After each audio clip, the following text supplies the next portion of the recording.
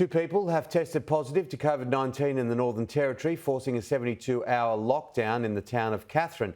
But in Darwin, only unvaccinated residents are being ordered to isolate. As an early wet season storm lit up the Darwin sky, the Chief Minister delivered the news many had been dreading. A man in his mid-20s had tested positive to COVID-19. The man has not travelled outside of the Territory recently. That means he caught the virus inside the Territory.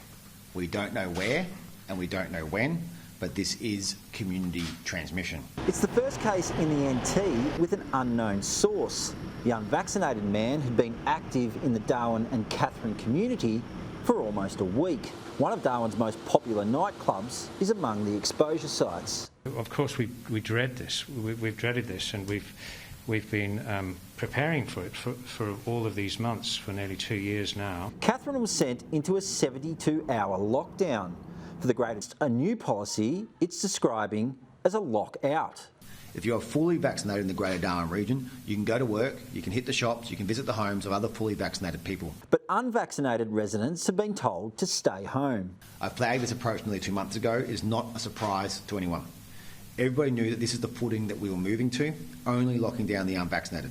There was a mixed reaction to the news on Darwin's streets.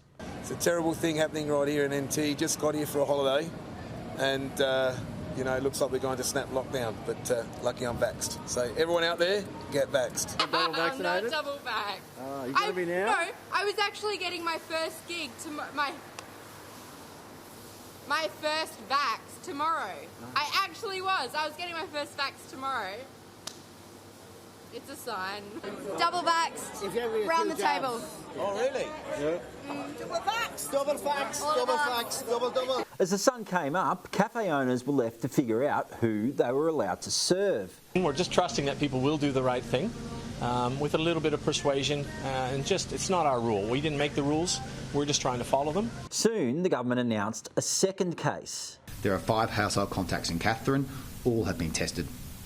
One of those tests has returned a positive result. While health authorities continue contact tracing, police are concerned about an anti-vaccination rally due to be held here on Saturday afternoon. The Police Commissioner is urging protesters to stay home.